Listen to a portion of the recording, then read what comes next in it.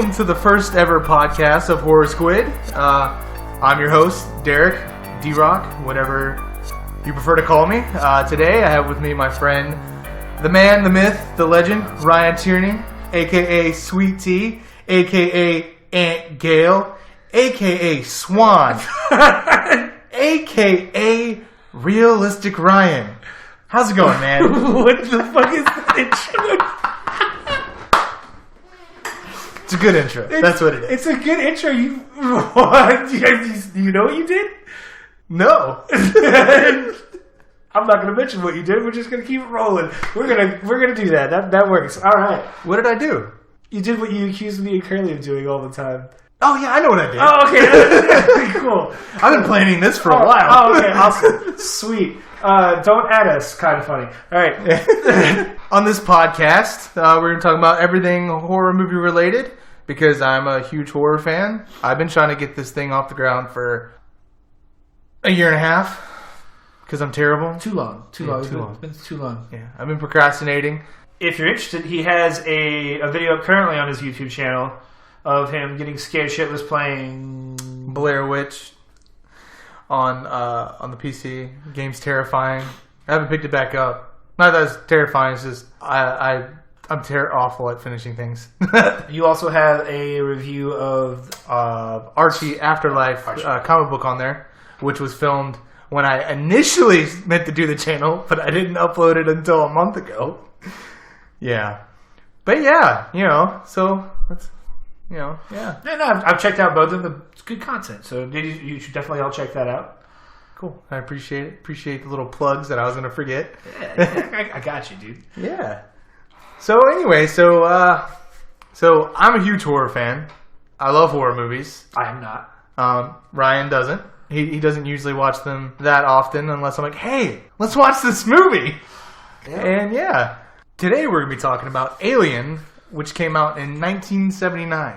Now, I'm a huge fan of this movie, the whole series in general, even though most of the other movies get shit on a lot, and I can admit some of them aren't that great, but I still enjoy them. I enjoy the books and the comics. And last year was the 40th anniversary of this movie, and I saw that it was in theaters, and I thought, hey, Ryan, this would be really cool to go see. Want to go see it with me? Because you've never seen these movies. And we did it. Yep. Was it Alien Day that we went and saw the movie? No. It wasn't Alien Day? No, Alien Day is on April 26th because it's LV426. Oh, okay. See, that makes sense. Yeah. Which is the name of the planet, right? Yeah. Okay, awesome. Yeah, awesome. yeah. I did pick that up, yeah. Yeah, see, look, you got, yeah! So when we went and saw it in theaters, it wasn't Alien Day, they were just having a special viewing of it? Yeah, because it's the 40th anniversary, and I guess they decided, hey, let's do it in October instead of... Gotcha. Okay, well that makes sense. Instead of in May on the release date or Alien Day, that would have made more sense. But whatever, whatever. Fox does what they do. Of course. Well, Disney now, right? Yeah. This is interesting. Yeah. So tell me, how was this movie back in 1979 when you originally saw it in theaters? Is that what I said? What was your no? I was making it funny. I was like, oh no, did I say that? No, but I watched this movie when I was a kid. I grew up with it. I loved it. Fucking terrified me as a child. But in like the best kind of ways. But it made me not want to be an astronaut. When I was a kid, that makes sense. I dreamed of being an astronaut. And then I saw this movie and I was like, no thank you. Oddly enough though, I saw the second one more than the first. I think I only saw the first one maybe twice. So let's dial it back a little. Here's my history with the movie, like a little thing. It's a scary story. Most people, see, I deal with sleep paralysis. Most people, there's even a documentary about it, but most people they see like a shadowy figure standing over them. No, I've never had that. It's just I feel like I can't breathe. I wake up, can't move. All the other shit that comes with it, except for mine. This was a recurring dream from when I was a small child till I was about 16. I'd wake up in a burning room, looking around. I can't breathe, and out of the fire leaps a face hugger on my face. And I'd wake up terrified. Wow. Yeah, so no shadowy figure, just, a face-hugging, parasite-injecting alien creature thing. Yeah, that's terrifying. Very. Very. Good God. Yeah. And then as I got, also as a kid, I remembered that I had a bunch of these little toys, these alien toys, which I thought were fucking awesome. I looked them up not that long ago. You can get them on eBay. Not that bad a price. No? But anyway. Didn't Kimmel buy one of those giant xenomorph toys from Shaq's? No, that was me. That was me, okay. yeah. Hey, it was actually the one from the series. It's the alien that's in the movie. Oh, okay. Yeah, cool. Nice. But, enough about me, I guess. I don't really want to say. Ryan, this was your first time seeing the movie. Ever. I grew up with this. You, as an adult, got to watch it. I'm interested to hear what you had to say. So, it's not my first, experience with Alien, as an idea or as a character. Because I did... for one of my cousin's birthdays, I can't remember, we went and saw Alien vs. Predator, which was mostly a forgettable experience. Mostly because I didn't give two shits about the movie. Most people hate that movie. I enjoy it for what it is. It was fine. I was more into the Predator aspect than the actual Alien part of it. But in terms of actually going to see this movie, I was pleasantly surprised how much I enjoyed it. I was very surprised how modern it felt, even though it was made in 1979? 1979. I don't know why we keep saying it, but so you know, this movie was made in 1979. I really enjoyed it. I was very happy with the trip. I wasn't expecting to like it. I'm a little bitch when it comes to horror movies. I don't like horror. I don't like experiencing fright or scare or anything like that. But it was a good time. That's good. I'm glad you enjoyed it, because that was one thing I was worried about was when we saw it. I was like, man, I wonder what Ryan's going to think about this. Because our friend Mark went with us, and he had already seen it. And he likes the movies. He was oddly excited about seeing it, which I was surprised about. I was like, yeah, cool. Yeah, no, when we left, I really wanted to talk to Ryan about it, but clearly that didn't happen until this very moment. It took from October to March of 2020, October of 2019 to March of 2020 for us to finally sit down and talk about this movie. But anyway, I'm glad you liked it, because that's one big thing that I always talk about with this movie is that it holds up so well.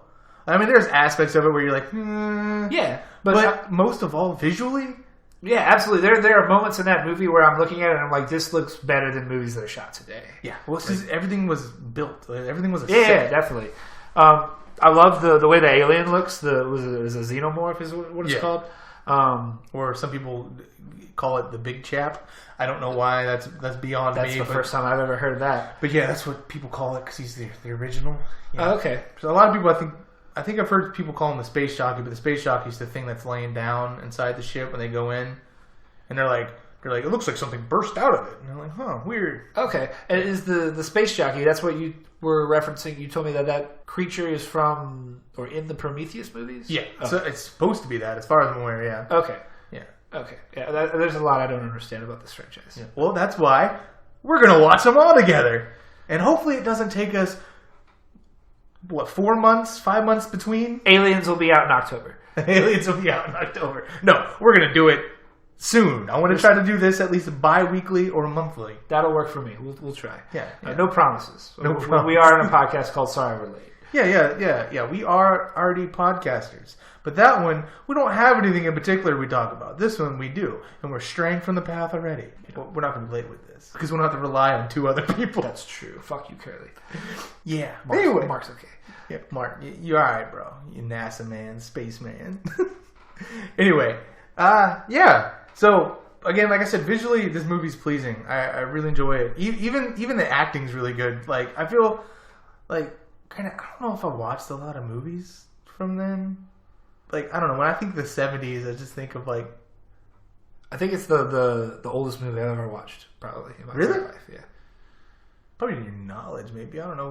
When did Star Wars come out? What was that? That's 70? True. I don't know about the Star Wars movies. Yeah, right around the same time. I know it was the late 70s. That's true. I forgot. I redact that. That didn't happen. Y'all didn't hear that. But anyway, yeah. So like, what's your favorite scene from the original Alien movie?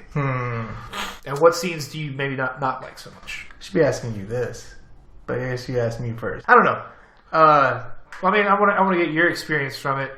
Like, I like, one of my favorite things is the opening, when the camera's just panning through and you're just seeing the whole ship. Because, like I said, that was like a whole set they built, and I like that scene, and I like the scene when the chest burster comes out of Kane's chest. Oh yeah, that scene's horrific. Yeah, So fun fact about that. The reason why everyone looks actually terrified is because they had no idea that was going to happen. Wow. Yeah. They didn't know. They knew something was going to happen. They just didn't know what. So when it explodes all over them, that was genuine shock. This is easily the most gruesome scene in the entire movie. And like he got the worst death. Like that poor dude. Yeah. Just wait till you see Covenant. There's a couple of things in Covenant. But we'll get that. That's like 5 movies from now. But yeah. Now that's what I really like that scene. I also really like the scene where Brett, when he's looking for Jonesy. Oh yeah, okay. And he's walking through that whole area. Oh, it's so like you know something's gonna happen. It's so ominous. But just again visually, that whole scene is just the cat had it in for him. The cat had it in for him. It was absolutely the cat's fault. The cat was trying to warn him though. It was he? I feel like the cat was like, "Hey, come over here. You know, there's nothing wrong over here. Just maybe right into this room with this, crazy monster." Maybe. But like the scene where it's him looking at the cat, or the cat ran off and he's just looking. After he wipes his face with the water, the way the xenomorph just kind of comes down behind him. Yeah, it's just like, oh my god! And when it stands up and you see the size of it, and then it just kind of cuts away, right? Like you don't really get to see what happens to him. Yeah, right? you do. Do you? Yeah. The director's cut, I remember you did, but I thought in the original cut of the movie, like it doesn't show too much. Then maybe it didn't. I watched the director's cut last. Oh, we forgot to mention. We both watched the director's cut recently, or at least I did. Yeah, I watched the director's cut. Okay, well, that was in the director's cut. The director's cut. I feel like it showed a lot more.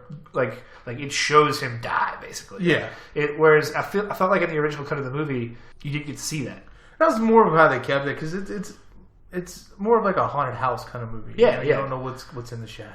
Definitely. I like Parker and Brett's dynamic. I like them too. Like the whole the whole crew's really cool. Like I like them. Everyone, they're all real people, but them two they make me laugh. Like for the most part, I like the crew. Is it Ash? Ash. His character annoys me. I mean, for good reason, obviously, and I'm not a big fan of Lambert. But for everybody else, like Sigourney Weaver's character is fantastic in the entire movie. I love Parker and Brett. Right? Yeah. Dallas is okay. Yeah. He's just captain. And then Kane was he was barely around, generally sleepy for most of the movie. And then dead. An idiot. Really. I mean, honestly, that was probably one of my favorite scenes was when he's like messing with the eggs. Yeah. Especially there's a very subtle difference I noticed when I was watching some of the YouTube videos and the director's cut. Between the original cut and the director's cut is in that scene he has a blaster in the director's cut, whereas like when he's examining the egg and he's opening it up, he has a blaster. When the original cut he didn't. So it kind of shows off like the weird weaponry that they actually had because like when they get back on the ship and they're talking about they can't like go after the alien in like traditional methods, like they have to be careful because its acid can burn through the ship or whatever, which is, I guess is why they don't use the guns, which is maybe why they just took it out of the movie entirely. Yeah. And then later on, flamethrower. Just to scare the shit out of it. Absolutely. The flamethrower was so cool. Now, I don't mean to cut you off, but another one of my favorite things was when they were in the alien ship.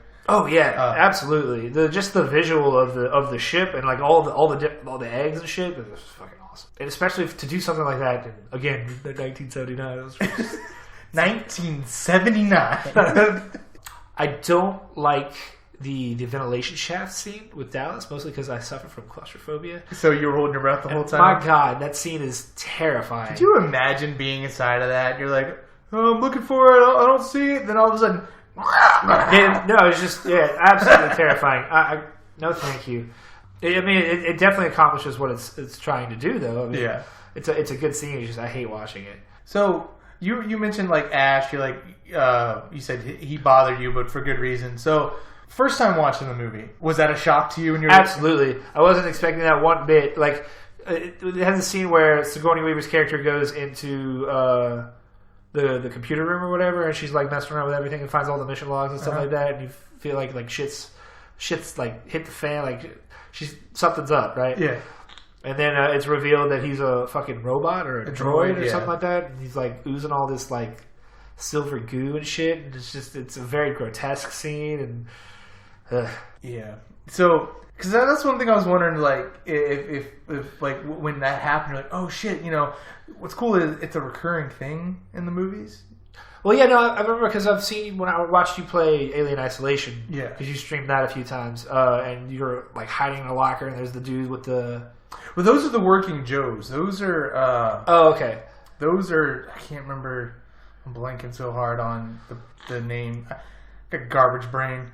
I'm blanking on the people who make those, but they're a different brand of droid than the Weyland-Yutani ones. Oh, okay. And I swear they're not as humanoid.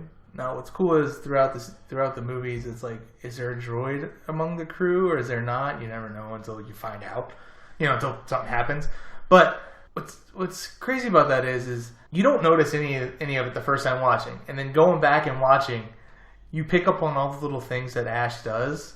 And you're like, what the fuck? So there's a scene where he gets up from his little cubby area where he was sitting, and he just kind of stands, and he does this weird, like, run a place jog thing. In Alien Isolation, the Working Joes, you'll see them kind of stop and do that same jog. Oh, okay. And it's basically, I listened to part of the commentary, and I think it was Ridley Scott. He was saying, essentially, since they're robots, but they're mostly human, like humanoid, their joints get stiff, so they do that to kind of loosen up their joints. Well, that's cool. And then there's a scene when they're in the science room or the med bay or whatever, and it's right after Sigourney Weaver and right after Ripley talks to him and leaves. He turns around and grabs this little cup of white stuff and drinks it. And you're just like, oh, it's milk or whatever, whatever. It's a space drink. But I'm pretty sure the white stuff inside of them, it's like lubricant. So that's what he's drinking. I caught that last night. I was like, huh. I did not catch that. That's interesting. It's really interesting. It's disgusting, but it's interesting. I like that how the movie starts and there's no one protagonist. There's no one person. And then by the end of it, because it's like, nowadays it's like you think of Ripley, it's like, oh, the movies have always been about her. Right. When no, it's like, if you watch the first one, it could have literally been any of them. Yeah, absolutely. Like, going into it knowing that Ripley's the main character, I assumed she wasn't going to die, obviously. But, like, if you were just watching that movie without any knowledge, there was no clear cut, like, who's not going to die in that movie. Who's not going to die, who's going to live, everyone could die, who knows? The cat could be the one. Also, I love, like, that, like, I don't like horror movies typically because they first off, they never have good endings. And second, like, I hate just, like, gore for the sake of it. Mm-hmm.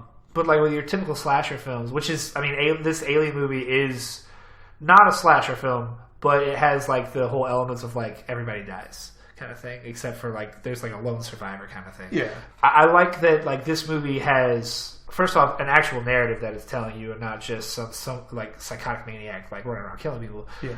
And also it has, like, big plot points in it. I could get into this side of the horror genre. Yeah. Like, when it comes to, like, other movies like Freddy and Jason and slasher films and stuff like that. I completely get that. And that's the thing with those movies, like, things that are tropey. Yeah. And that's why I don't like. It's hard for me to get into like a lot of like the modern like horror movies that are like. I enjoy slash movies where there's like killers running around, but they always follow the same. Got your lame ass, awful acting, like overage people playing teenagers. Yep. And it's just cheesy. And I get that that's what they're going for because that's what that genre is. But I feel like you can make this. You can make it serious. You can make it good. Yeah. But no, I get what you mean. I prefer movies, like with an actual story where. I'm not good with my words. Basically, what Ryan just said, that's what I prefer as well. Yeah, I'm actually excited to watch the rest of this franchise. Whereas, like, if we were reviewing Jason and we had 10 fucking slasher films ahead of us, I'd probably be a little less than excited to do it. Yeah, I'm not looking forward to that either. The only one that I know for sure that I enjoy all of them is the Nightmare on Elm Street series, which is what I'm planning on doing. Okay. I think I'm going to... Oh, by the way, I forgot to mention, doing this, it's going to be, it's me, it's my podcast, but I'm going to have friends on, depending on what movies they want to watch with me. So Ryan will be back for the Alien series and probably for other stuff. There'll be, it won't, I don't know where I was going with that, but you get where I'm going. Yeah, absolutely. Yeah. Maybe Curly will jump in on some stuff. I'm sure Corey's going to be on some stuff with you, right? Yeah. But we got way off topic. You should get Jacob to do Jaws and review with you. You should get Jaws. Hey, Jacob, if you're listening, watch Jaws. Let's watch Jaws together, all of them. So I want to talk a little bit about more of like the differences between like the director's cut and the original cut. Go for it, because you watched this stuff today. Yeah, I thought it was really interesting because there's a lot of like extra things added into the director's cut that I felt like maybe they should have just left it in the original movie. But that goes for a lot of movies though. When you watch it, you're just kind of like, man, why didn't they just leave this? This is really good. Yeah, like for like the cocoon scene in the they're talking about with Dallas and Brett. Yeah, I felt like that added a lot like to the like what the alien was doing with its victims and stuff like that. Yeah, which I mean I'm sure that gets answered in later points in the franchise. And I remember seeing something along those lines in Alien versus Predator. Yeah. That's generally how they cocoon the people, and then they implant them, and then chest bursters, and they turn to aliens. Blah blah blah. Right. All hell breaks loose. So the people. Main reason I wanted to bring up the scene is the people when they're cocoon, they turn into the facesuckers. No, they just turn into xenomorphs. It's the same. Okay, so there's usually a queen. Right. I think there's some explanation of how.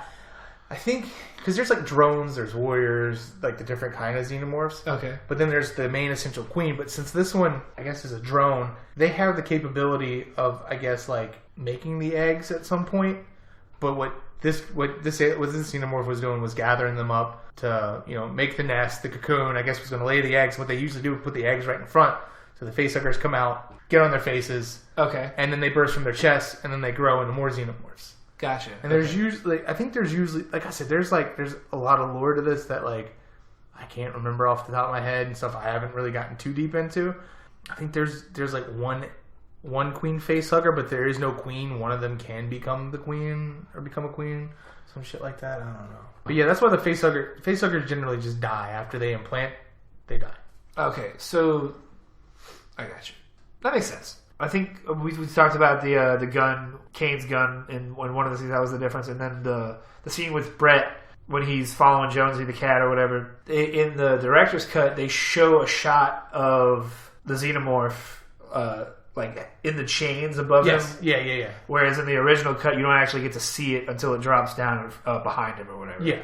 And personally, like, I think I would like watching the original cut with the knowledge of the director's cut now, like the fact that that it's up there in the chains while the water's falling on his head, but not seeing it and then it just appearing behind him is more like fear-inducing. But then again, I guess like originally, I mean, you would assume that it's in there and something's going to happen, so you can kind of assume that it's above him. It's just like you'll. Like I have that shot in my head now. Oh, okay, yeah. Of him like entangled in the chains, and like then he just slowly, like almost like Spider-Man, just like slowly drops down. It's like crazy.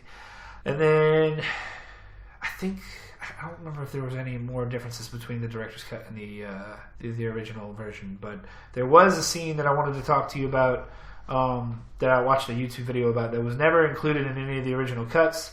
Never made it to film, I don't think. But it was the airlock scene. I was reading up about it before you came over today. It sounds like something I would want to see. So apparently there's a scene where it's after Dallas gets taken by the xenomorph. Parker goes down to refill the propane tanks or whatever they're using for the flamethrowers, I think. Yeah. And while he's down there, he sees the xenomorph. And the xenomorph is in the airlock. So he radios up to Lambert and Ripley to like open the airlock so it gets sucked out into space, right? Yeah. And in the process, the xenomorph gets alerted that they're doing that or whatever. The xenomorph comes out and attacks Parker, but in doing that, its arm gets ripped off in the first door of the airlock. So like all the air, so it's like it's got the door pinned open and the acid is burning a hole through the door, so that all the oxygen is getting sucked out of the lower part of the ship. I think Ripley ends up running down there to try to save Parker, and then they end up having to like bring oxygen masks down there to help them and stuff like that. I just thought that sounded like a really cool scene. You get to see a little bit more of like the xenomorph's like first off its capabilities, because apparently it like starts healing itself like really quickly. Like its appendage, like not like its arm, like its decapitated arm, like keeps like oozing the acid blood or whatever. But it's like the stub like immediately starts healing, and like you get to see like that it has like the regenerative like capabilities. I don't know if that's something they explore later in the franchise or not. But, no. Which may be why they excluded the scene altogether. Yeah. But apparently the scene never made it to film. I'm sure. Due to budget reasons, apparently. I mean, yeah, spent all the money on those sets, which is cool. Yeah, no, definitely. I imagine not just that, but that xenomorph probably cost quite a bit. Yeah, that does sound really cool. No, see, with this movie, I think originally it was just supposed to be like a one-off. That's it, right? But obviously, when things make lots of money, they're like, money, let's make more. That's interesting. I have to look into that. I like when there's like deleted scenes, especially where like what could have been. It's like, okay, so with this movie, there was an original script where it wasn't a xenomorph; it was a different kind of alien, or something like that. It's not the alien we know. And some of the characters are different names. I want to say it kind of plays out, but it was the original draft of the script. Dark Horse is releasing that script in comic book form. Oh, okay. So we get to read it. That's what they did with Alien 3, which Alien 3 had a shit ton of different scripts. And they took the most popular one and turned it into a comic book. I remember I read it last year, and I was like, what came out last year? Anyway, I read it a few months ago, and I was alright. I got to reread it. I was reading a lot of comic books at the time, so I think I just kind of breezed through it, and I didn't really get to soak it in. Right. I just think it's really cool that they're doing that because you get a different perspective on the series and what it could have been and where it went. Same thing with they're doing with Predator. They're doing the Predator comic book based off of the original Predator script, so it's different than the Arnold Predator that we got. Oh, okay. Interesting. Yeah. It's kind of cool. You get to see these things come to light instead of just sit somewhere collecting dust. Yeah, that sounds really cool. That's been like the main way I've wanted to experience this franchise is possibly reading the graphic novels. Well, with the movies, it's just the movies. The graphic novels and the comic books, they're some of them are tie-ins, some are just set in the same world. Oh, okay. So there's not like actual like graphic novel versions of the actual movies. No. Okay. No. There's like a spin-off comic about aliens, the second one. Okay. It lets you know what happens on the colony that you don't get to see at all in the movie. It's just left up for interpretation, but they did a comic about it. And then they did a book called Out of the Shadows. Was it Out of the Shadows? No. It's River the Pain. River Pain. One of those. I don't remember. Anyway, they did a book where it's essentially about what happens, and I really like that book over the comic. The comic was kind of lame. I don't like it. I don't like the artwork either. It's from the 80s. But whatever. Speaking of not liking things, unless there's something else you wanted to say. Like what I didn't like about the movie, you mean? I was just going to say, like were there some things in the movie that bothered you? Or Well, yeah, just I touched on the claustrophobia scene. I felt like the opening is very slow. It's a horror movie and it's set in space. There's a lot of. I feel like that kind of sets the tone of the movie. Yeah, absolutely. I honestly, I don't really have many complaints, and I didn't expect that going into this movie at all. Yeah, but no, I don't have any complaints other than it's stuff that like it's only particular parts of the movie I feel didn't age well. Like the scene when after the chestburster pops out of Kane's chest and it's on the table, it just kind of scurries off the table. I do remember that. What the fuck? Like, okay, that was pretty great. I mean, it was bad, but it was great. That, and then also, again, it's just me paying too much attention, and I feel like once you watch these movies so many times, it's like then you start like start picking out things, start noticing things you didn't before. It's like when the thing's bursting out of his chest, the acting's a little weird because he's like, and his tongue's like flopping everywhere. Which, granted, I mean, like. That's probably how somebody would react if that's happening. But me knowing it's a movie, you just kind of like, and it's just some guy. They're like, all right, act like something's bursting out of your chest.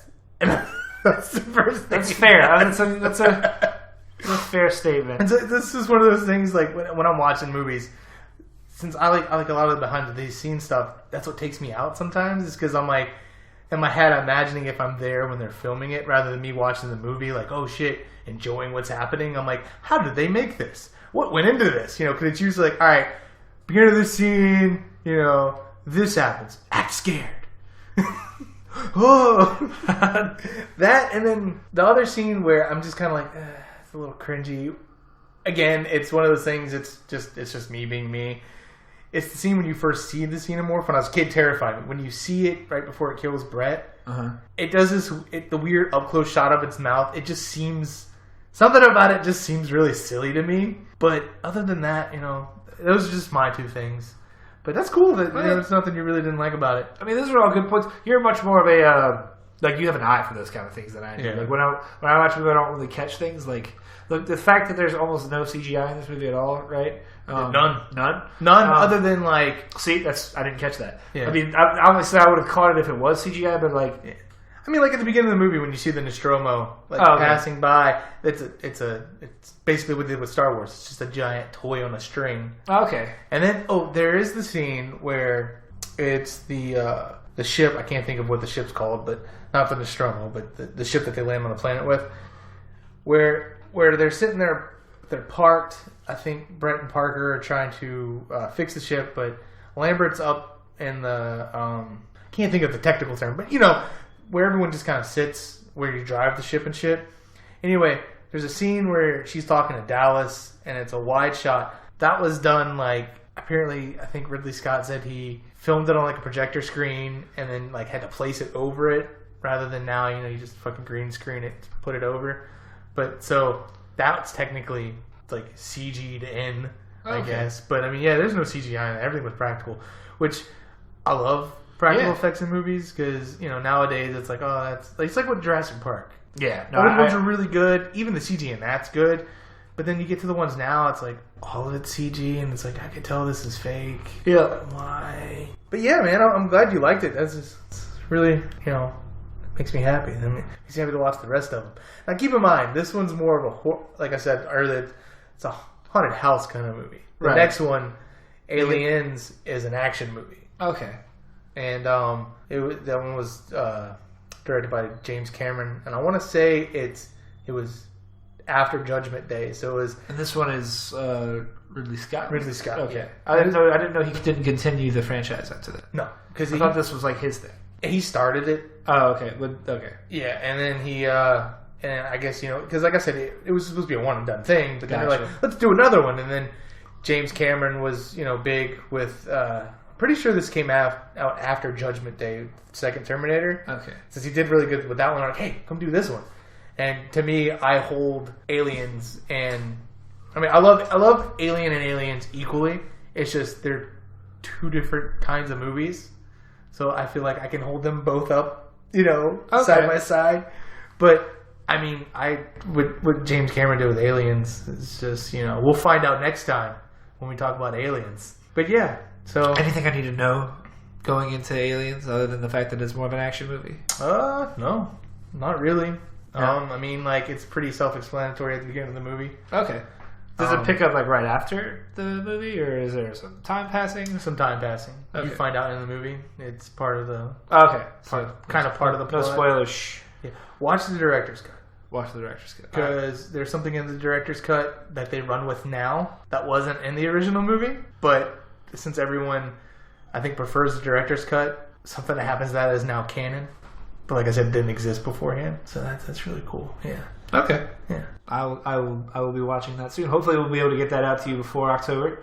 No promises. October might be pushing it. Might be. Let's try for December. December sounds good. December All right. Good. There's nothing you like more than Aliens and Christmas. I mean, yep. Perfect. Yep. Yeah. Well, that was the first episode. Hopefully didn't ramble too much. Let us know if there's anything in particular you want us to watch or talk about, or if you have any suggestions of what we could do to make this better.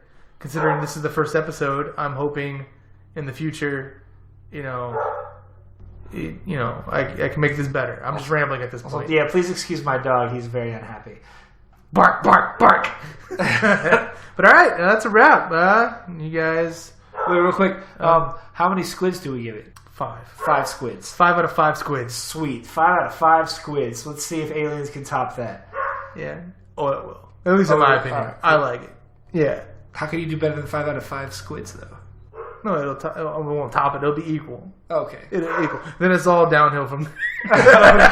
Well, I'm looking forward to that. Yeah. All right. Well, that was the first episode. Thank you guys for listening.